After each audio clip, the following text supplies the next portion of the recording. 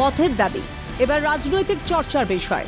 ঘটনা খোলসা করে বলি, সোমবার মুর্শিদাবাদের বেলডাঙ্গা ব্লক 2-এর দাঁতপুর অঞ্চলে মরা দীঘা থেকে অমরপুর পর্যন্ত একটি রাস্তার শিলান্যাস করতে যান প্রদেশ কংগ্রেস সভাপতি তথা বহরমপুরের সাংসদ অধীর রঞ্জন চৌধুরী। রাস্তা নির্মাণের জন্য সাংসদ তহবিল থেকে 4 লক্ষ টাকা দিতে চান অধীর, কিন্তু তাতেই বাঁধে গোল।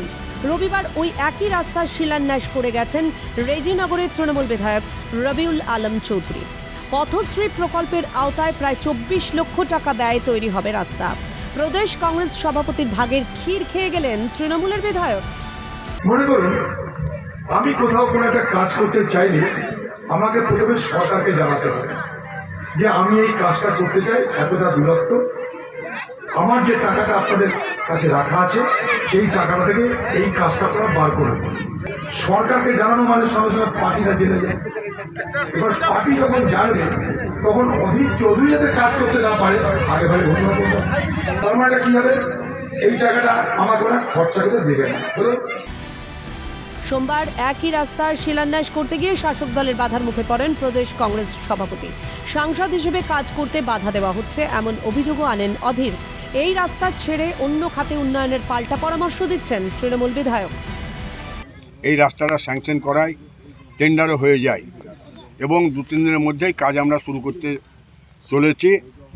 এবং তার মধ্যে আমরা শুনতে পেলাম এখানকার মাননীয় সাংসদ অধীর রঞ্জন চৌধুরী তার তহবিল থেকে 8 লক্ষ টাকা দিয়েছেন।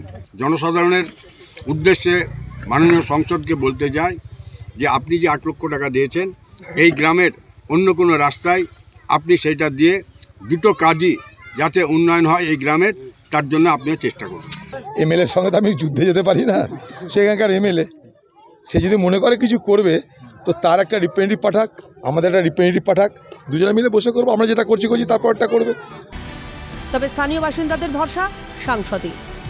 যেটা করেছেন রবিউল আলম চৌধুরী, যেটা উদ্বোধন করলেন, এবার ঢবের যে কাজটা হবে নিচেকার আমাদের, সেটা কিন্তু অধীর রঞ্জন চৌধুরী আজকে আমাদের শিলান্যাস করবে।